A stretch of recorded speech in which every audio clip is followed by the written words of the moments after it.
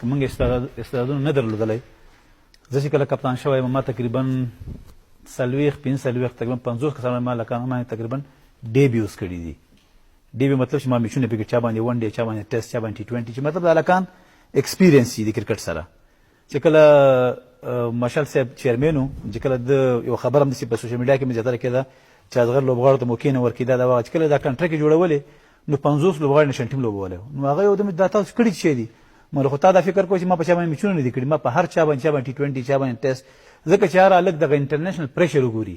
چې دا پریشر زه چلته واپس ځم کابل ته یا جلاباد ته یا کندهار یا خوست ته چې زه دغه لوبغاړو ته دا شی شیر کړم چې هلته هغه لیول کې موږ کم کرکټ کوو کم خبرې کوي کم ماحول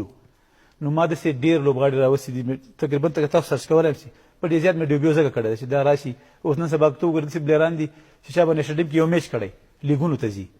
نو خو وجه هم دا چې موږ زیاتره فوکس ما میچ زیاتره فوکس په ځوانانو کړی دی. تقریبا ما کوشش کړی چې موقع ورکړم دوی لوبې وکړي او ځان شو کړي په کیمپونو کې د ما په هر کیمپ کې به 40 او 10 کسانو شروع کړي چې بل دا کوچ هم دا خلک وګوري یو آینده فیوچر موږ څه پلان لرو موږ ډېر پلانونه